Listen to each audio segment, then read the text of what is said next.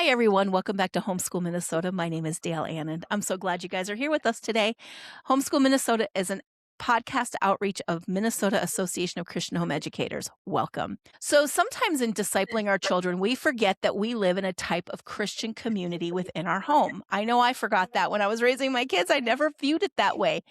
After looking through and reading the book that we'll be talking about today, I realized how our author, Dr. Katheryn Saunders, presents Christian community living together as a great way to view our homes. This book not only helps us to understand how to have those deep spiritual conversations, which we all need to have with our kids, but how to reinforce those ideas with hands-on activities and then reflections on how to go deeper with our family.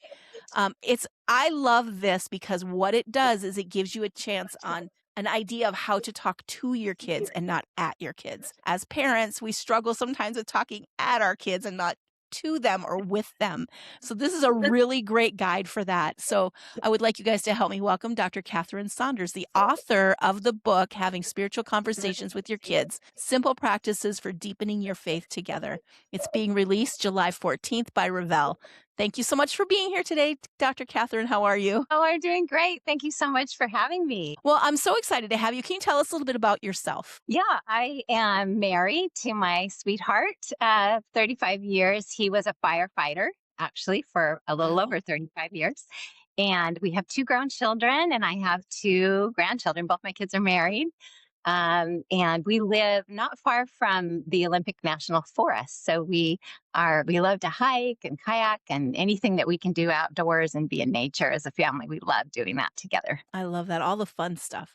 All Well, the yeah, it's so good. And you said it before we started recording, you talk a little bit about how you prayed for 2 years before you wrote this book. Can you tell I me a do. little bit about that process? Yeah, I have a master's in teaching, but my doctorate is in leadership and spiritual formation. And when I was in that program, I was introduced to something called the Benedictine Rule of Life. I'd never heard of that before. It was a wonderful program through Portland Seminary. And we spent about 2 years developing our own personal rule of life, where you really dig into what are your core values? What does my spiritual formation look like over the course of my lifetime? And what would it look like to live out what I believe? And we just did it slowly over time. It was a beautiful way to do it and kind of dug into what those Benedictine practices are.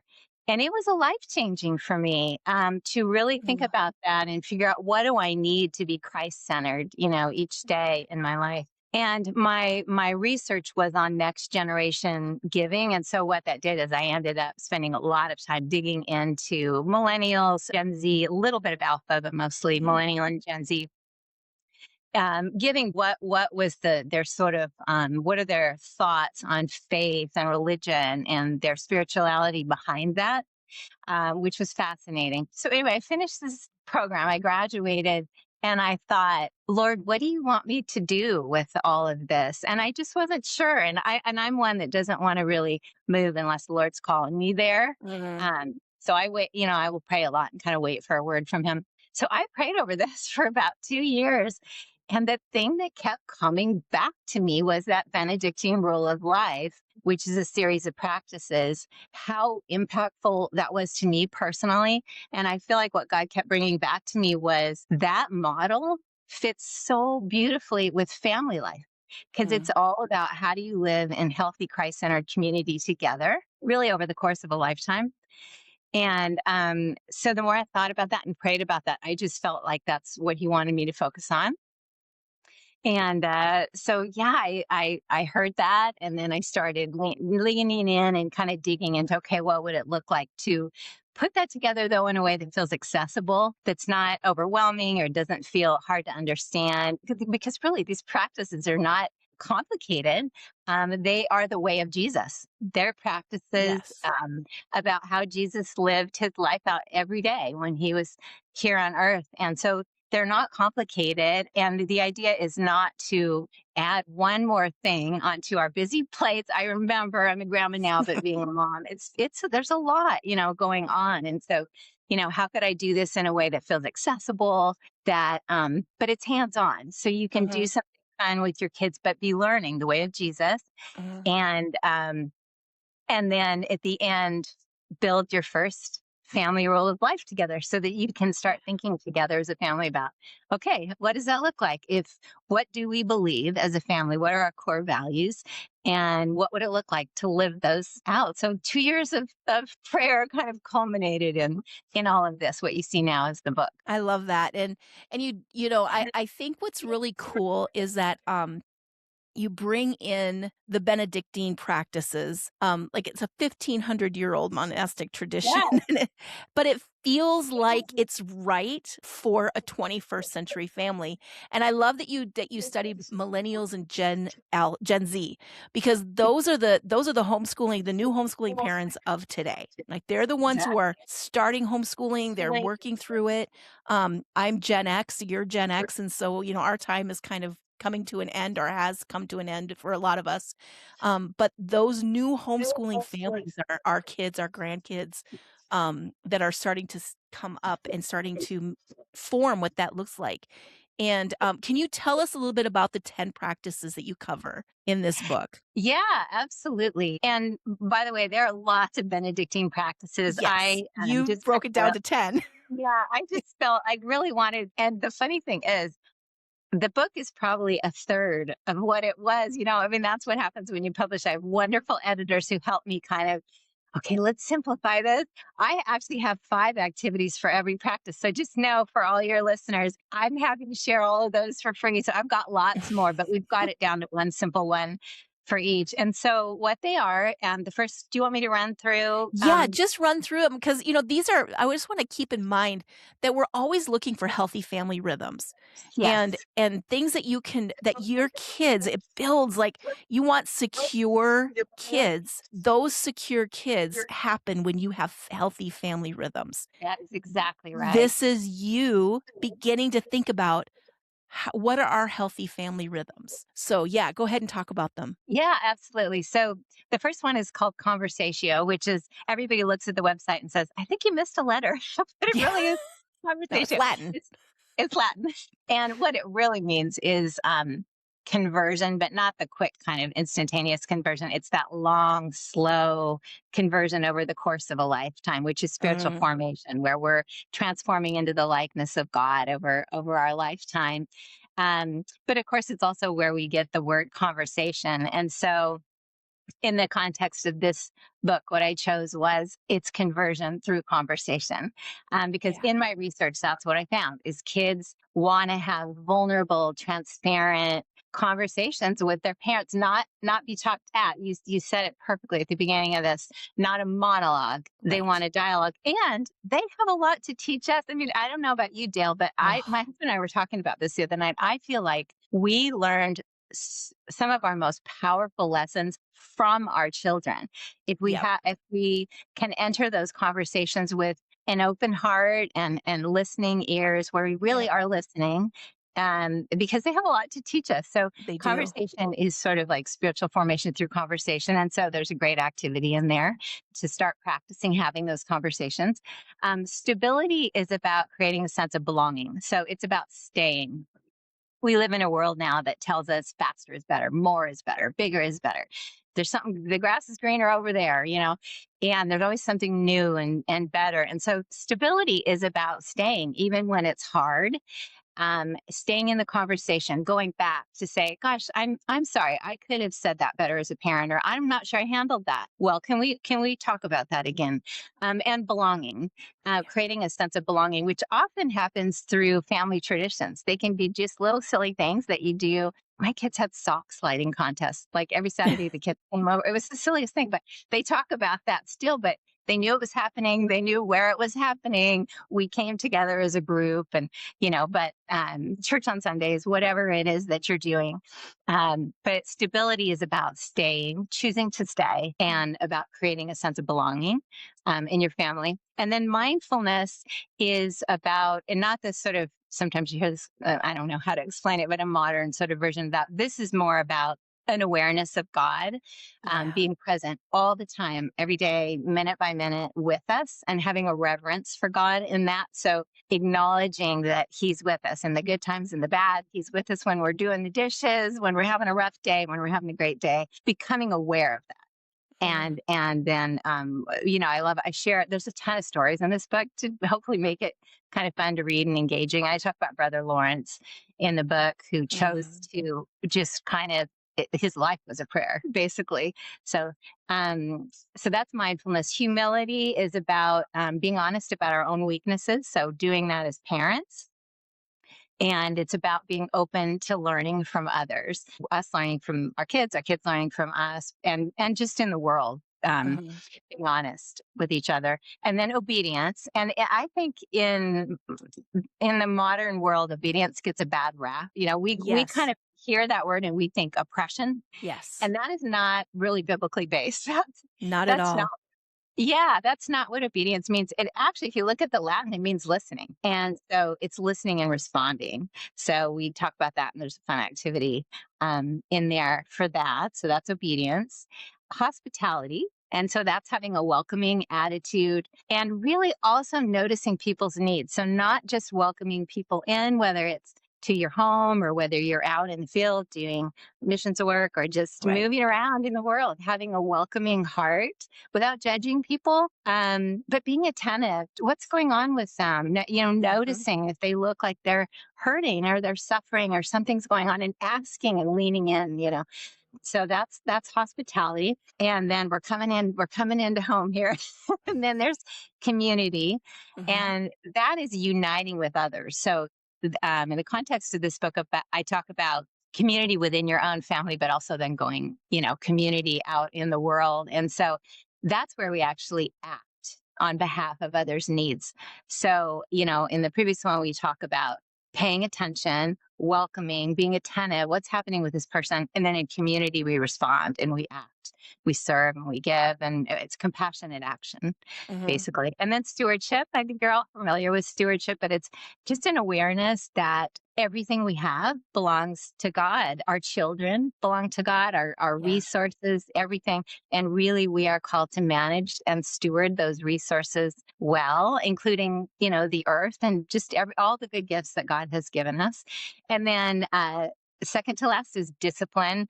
And again, I think sometimes that word gets a bad rap, but really this is about being disciplined, about exercising self-control, and then following through. So when we talk about creating a rule of life, for example, and you have conversations about your core values and then vital behaviors, like what does it look like to live those values out? It's one thing to say what your values are, but it's another thing to actually have the discipline to live them out each day, to have that follow through. So that's what that's about.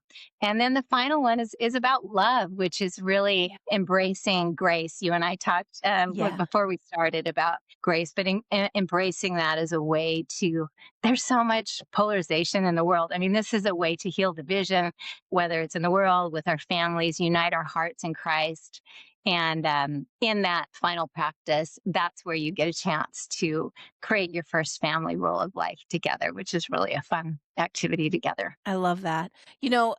All of those things are things that we should be practicing in our home every single day, but we don't always think about it. And your book allows us to be intentional with it, like really breaking it down as a family. Like, what do we want our home to look like? How do we want it to be when we receive people into our home? What experience do we want them to have? What does that look like when we launch into our own families, carrying these practices with us into our homes and tweaking them based on what we want our personal home to look like. But then when we go back to mom and dad's, what we can expect. Like, that's where the security comes in. That's where the stability comes in. That's where all that love and that belonging and all the things that we talk about that kids need, that families need, parents need, we as believers, we as human beings need in our homes. So when you were researching on millennials and Gen Z and Gen Alpha, you found out that younger generations wanted unfiltered, unlikely conversation. Now, we were raised that there just wasn't a whole lot of conversation.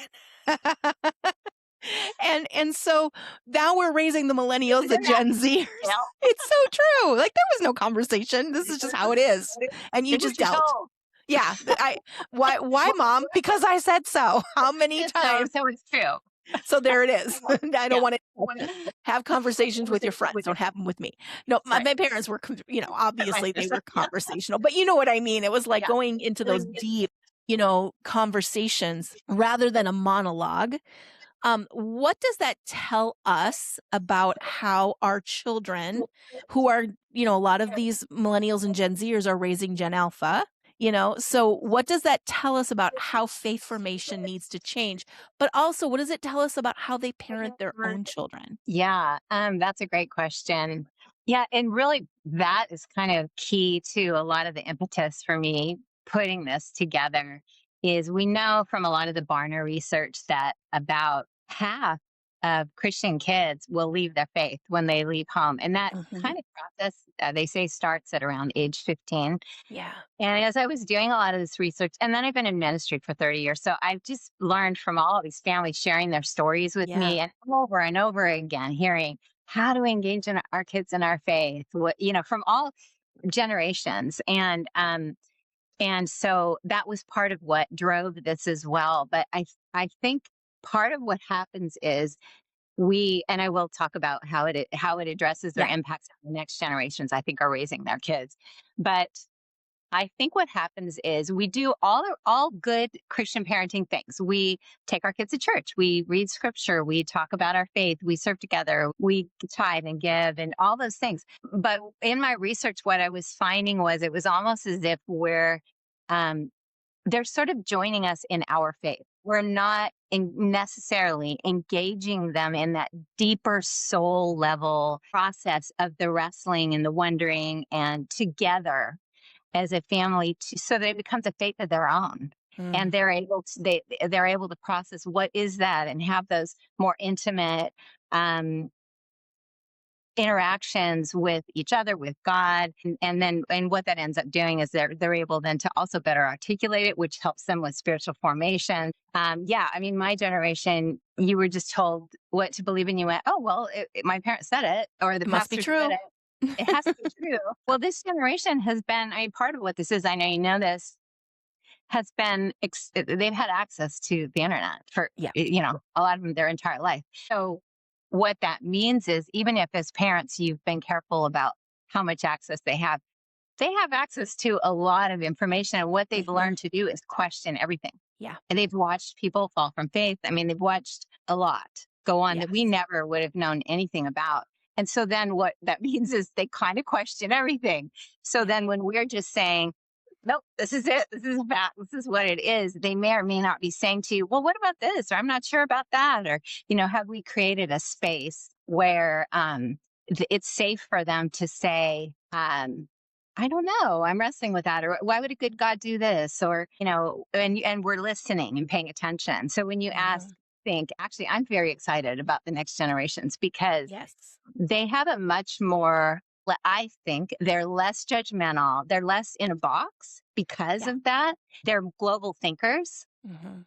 I believe they care for the poor. They have servant's heart and they're raising their children. It's been fun for me to interview and talk with, well, my kids are millennials and Mm. their kids are little, but um, just to watch, kind of how they're parenting, it's exciting for me. But yeah, I feel like they're creating more of not only are they willing to be vulnerable in front of their kids to Yeah. say, yeah, I kind of wrestled with that too. Well, let's Mhm. talk about that or share.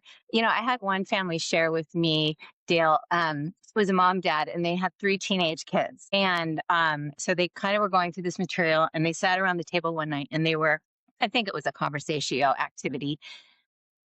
And the kids were kind of, teenagers can be a little sullen, like they weren't really. And the mom decided, okay, I'm gonna put this into action. And she chose to share something really vulnerable that she had never shared with her kids that happened to her when she was in high Wow. school. It was appropriate, but she'd never Yeah. told them. It was very difficult for her. Took her a long Mm. time to heal. It took her a long time to forgive. She shared that. She started crying. Pretty soon, all 5 of them, 3 teenagers, were crying. And what ended up happening by the end of that night, by the end of that conversation, her kids were sharing things they had never told them. The parents had no Wow. idea these things were going on. Things, something that had happened at school with one of their daughters. They're crying. It was this beautiful, healing, intimate connection that happened because those parents who are more they're millennials. They're a little bit on the older end of millennial, Yeah. but we're willing to share and be honest and vulnerable. And I'm excited because I think the next generation is going to be more open to this. Yeah, I love that. I love that. I think that that's something that they do well, is they're very okay with emotion, and Yes, where we they tend are. to be like, "Is it okay for us to feel that way? Should we be emotional about that?"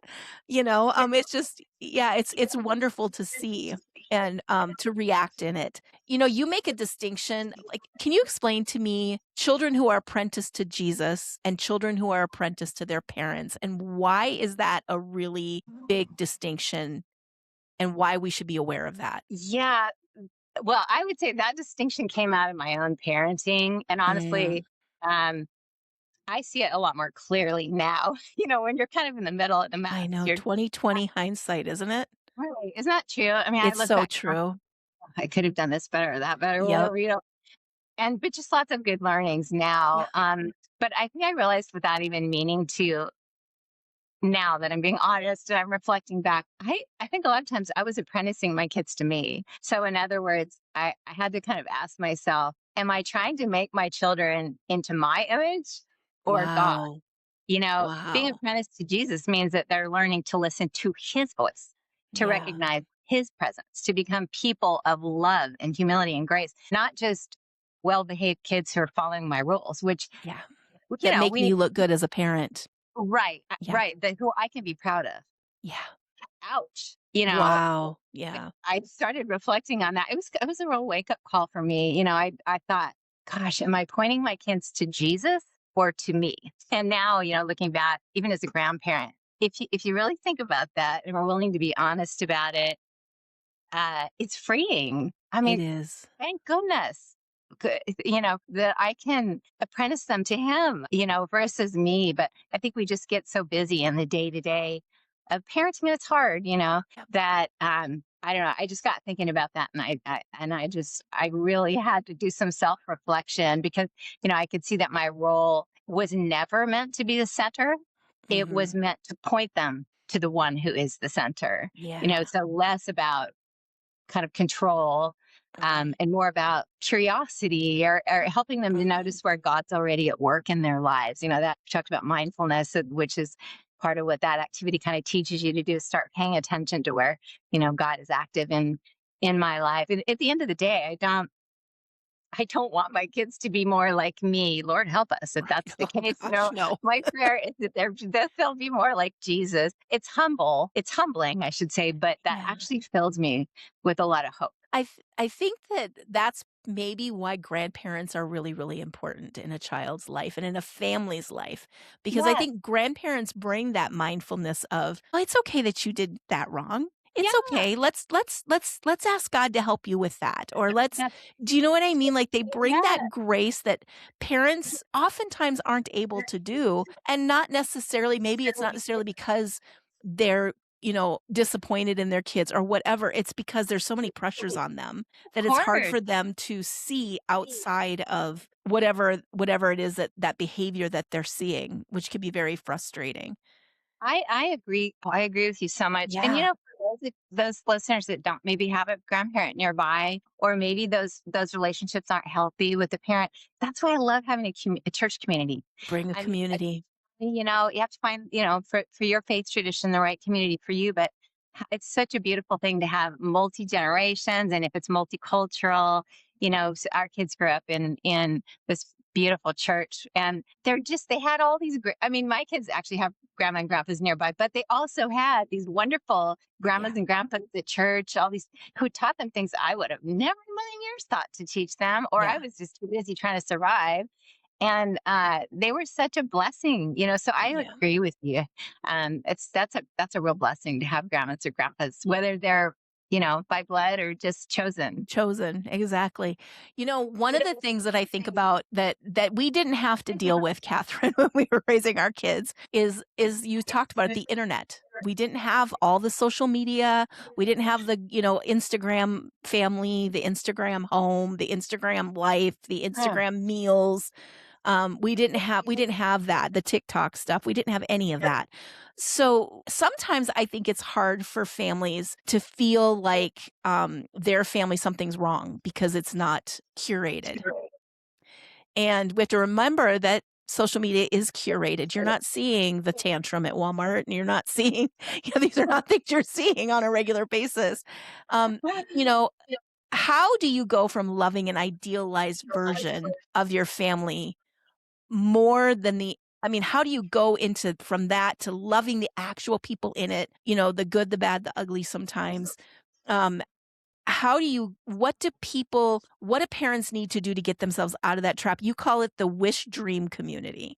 yeah. What do you do to get out of that? Like how, if you're somebody who is like, man, under just a little bit of condemnation maybe because your family, your homeschool, your, life isn't looking like that person's life over there. What do you do to get out of that trap of just really setting those, because you're working towards those 10 practices, and you're and it isn't, it's a process. It's not something that's going to be happening in a month, you guys. So, No. but it takes a while, but to just really get you out of that trap of wanting to have that wish dream kind of family. Yeah, that's a great question. Yeah, in the book I talk that comes from Bonhoeffer, by the way. That's not me. Okay.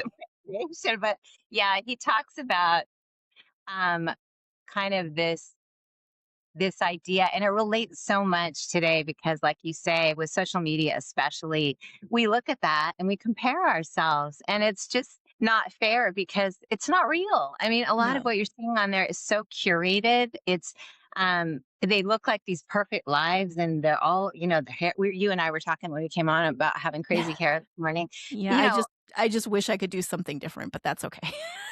It is what it is right now. But you look at this and you think, well, why does my family look like that? They just Mhm. look like they're perfectly dressed in their matching outfits or their whatever Mhm. it is. It's just easy to compare ourselves. So I'm just calling out that it's hard. That's a tough one. Yeah. And it's a trap that it's easy to fall into. And yeah, that wish dream idea is where your kind of dream of what your family should look like, you're so focused on that you're missing the actual human beings that are living in your house and how Yeah. beautifully and creatively God made them. Mhm. Even the kiddos that are sometimes challenge you a little bit more, he knit them together, in their mother's womb, and he's created them for a purpose. Mhm. And each of our children is so unique, but it's easy for us to look at that and think, these days with social media we compare ourselves, and Yeah. it's just not realistic. So you can tell usually if you're falling into that trap when disappointment becomes kind of your dominant posture, when you're kind of Yeah. more irritated by who the kids aren't than curious about who they are. Who Mhm. is this child that God has given me? You might notice that you find yourself kind of grieving the family you wish you had, that kind of thing. And that's what Bonhoeffer Warren said. In those moments, what happens is we stop receiving our community, which you and I talked about this, which is our family. Yeah. And we stop receiving them as a gift, and we start relating to our children and our family as a project or a Mhm. problem that we need to fix. And so in family life, I think the turning point is often small, but it's profound. It's moving from asking ourselves, not out loud, but we can think to ourselves, why can't you be different? But what works is to shift our minds and our hearts to what is God already doing in you, and how can I join him there? Mhm. With each of our kids. So the wish stream, I think, sort of loosens its grip when parents start to trade control for curiosity, like I said, and rather than these kind of idealized versions of what a family should look like, which is not real, Yeah. to just being present and paying attention to who our kids are. And that's where real love, we talked about that chapter on love, but and I think that's where spiritual formation begins, by just trying. I know it's hard to do, and we struggle with it too, but although we didn't have that, pressure Mhm. of social media, but to be able to put that aside and just be present with our children, listen, and just be attentive with them, with who they are and who God made them to be, and who God Yeah. made your family to be. Yeah. I think we have to remind ourselves that we're living in community, and God, he curated our family for us. Like, he Right. gave us those kids. He That's gave right. them to us with who they are, It how he created them, is. with their flaws, with their giftings, with their personalities. He gave us our spouse. He gave us the life that we have because of him.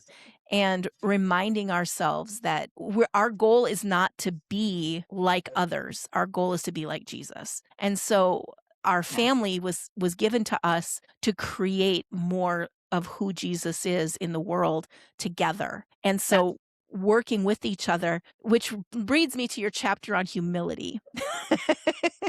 So one of the things that you talk about is intentional power sharing with children, which scares me to I death. know. It's I really just funny. think, "No." You need to explain yourself, Katherine. What in the world? How do you do that? I know people revolt when they hear that. No, no, no. It's very Yeah. that's a very scary thing. I think they hear that power sharing and they think, oh, I'm gonna be handing over authority. It's all gonna spiral out of control. But that's not actually what it is. Yeah. It doesn't intentional power sharing doesn't mean that you're giving up your role as the parent. You are the No. parent. You're tasked with Absolutely. raising this child that God has given you, as you say. It just means that you're using your authority in a way that reflects how Jesus used his authority. If you Mm, think about that. So instead of control, it looks more like invitation, kind of um, giving a child dignity and voice. And we want our kids to yeah. have a sense of dignity and that they have a voice, not to Yeah. give them all the answers and to just we want to create children that can take Jesus out into the world and invite more people into the kingdom, and that have the confidence and the voice and the Mm, dignity within themselves to do that. So, for example, it might be as simple as letting your child have a say in a decision that affects them. I mean, maybe it's about chores or it's about a trip your family's going to take here, mm. just giving them a voice in some of the things that go on in their lives rather than like when I was raised, my dad told us how it was going to be and we just, That's how it did, was. that's how it was. Yeah. And we have to parent again. I'm Yes, not, of I'm not course. saying we're not doing that, but it can also look like I kind of talked a little bit about this earlier on, going back to your child and saying, I may not have handled that well. Can we Mhm. try it again? Yeah. And letting them share, Yeah. not instead of acting like I am the perfect parent and I have all the answers and I'm doing Yeah. everything correctly, to model for our children, what does it look like? What does humility actually look like in human Yeah. form, to model that for our kids ourselves? You're still the parent, but and we're guiding and we're setting boundaries, but within those boundaries, to create a space for your child to grow and practice decision making while they're still at home. Yeah. And while you're doing that, to help them just feel seen and respected Mhm. and learn how to use their own voice. And actually, I mean, what I found now, and I've worked with families on this in ministry, but when you do that, when you give a child that kind of dignity, they don't become more entitled. They Yeah. actually become more responsible, and you start seeing some of that humility in them as you do this. So Mhm. it's just kind of that balance of as a parent, you hold the structure, but you're kind of sharing space within it, I guess I would say. Yeah, I love that. I think as homeschooling parents, one of the things that um, we can do that help is, hey guys, I'm thinking about science for next year. What's something you're interested in? I have the choice between botany or zoology or, I don't know, just something, Yeah. and explaining to them and letting them choose like, oh, I'd really like to learn about plants, or I really like the idea of learning about animals, or, different things like that. And as they get older, then helping them kind of choose their course, like when they get into high school and things like that, that they can kind of choose that direction of what they're going to be studying based on what they're going to be doing after graduation, and kind of how can we partner with each other in that. um Right. I think I've that's also just seen parents do that, which is awesome. And then mhm. um, they can teach others. Yeah, So maybe it's one of the younger kids, but that also is power sharing, kind of letting them have a chance to be yeah, leading or to be teaching too. In that, once they've decided the thing that they're interested in, or that they feel God is calling them to. yeah, absolutely, I love that. So wrapping it up, if a family is listening today, first of all, you need to buy the book. It's gonna, once it comes out in July, but the pre-order link is going to be in the Yeah, description of and the there's a big podcast. right now if they pre-order. So Okay, perfect. So this is a good time to buy it, you guys. And this is summer, so this is a really good time to get a handle on it before school starts. Like you can start thinking, okay, how are we going to incorporate this? As homeschooling families, we can incorporate our lessons into whatever it is that we're looking at, like, hey, we want to really work on humility, or we want to really work on community, or we really want to work on conversatio, or whatever in our family. Let's kind of build around that what we're going to be doing in school, so that we have, like, it becomes just natural to our family. Because really, these 10 practices, or whatever practices you feel God is leading your family to, it needs to fit your life. It becomes your life. And as homeschooling families, we often talk about how learning is a lifelong process. It's not something you just do from the time you're, kindergarten to through college, if you go to college. It's something you do your whole life. You're always learning. And so learning how to incorporate new practices, new rhythms into your family to make it a very healthy thing. If they're looking at that and they're like, I can manage to wrap my brain around one, which one would you pick and why? that's so hard, Dale. That's not I fair. know they're so good, all of them. And everybody's going to be different, but I would say, let's see, if I had to pick one, I mean, conversation is really important because you're talking and listening to your right. kids, but I'd probably say humility because it Mhm. changes the dynamic in your house. Parents start um, humbling themselves and being more vulnerable and sharing Yeah. and creating an environment where the kid feels safe, your children feel safe to start sharing the things they're wrestling with, the things they're wondering about, if they have Yeah. any doubts. It deepens your intimacy with your children. It opens lines of communication. So yeah, and I know it's hard. People have so much going on, but Yeah. I think I would pick humility. I will say one last thing. Yeah, I mean, I kind of addressed that in the book that um sometimes in order to live out our faith and this is what I love about homeschoolers is because Yeah. you're already doing this, Yeah. but we have to take some things out of our schedule. This is Yes. not about adding more into your schedule. This is about drawing closer to the heart of Christ, um, It's following Jesus. prioritizing. Yeah, and sometimes what that means is taking, and you do this when you create your role of life. I actually walk you through this step by step, but what are all the things we're doing? And are Mhm. there, if we really want to live out what we believe, are there things we should really remove from the schedule that don't represent the life we want to live in Christ? Yeah, yeah, I love that. And I think humility is a good one too, Katherine, because from a place of humility, all these other things will just kind of naturally start to happen. Yeah. I think that's just a really good one. Anyway, thank you so much for being on today. I could talk to you forever, but we are done. And so, I can talk to you. yeah, it went so fast. But thank you so much for being on here Thank today. And thank you for your book. Thank you for you for your vulnerability in writing. There's some good, personal stories in there and things that you share about your family that are just really helpful. And I appreciate that a lot. And for our listeners, thank you so much for being with us today. We are so grateful that you come and listen every time we have a new episode. So every Monday and Thursday, everywhere you find a podcast, and if you're like the video stuff, we're on YouTube. Homeschool Minnesota. Hope to see you guys again soon. In the meantime, have a great week, and we'll talk to you later.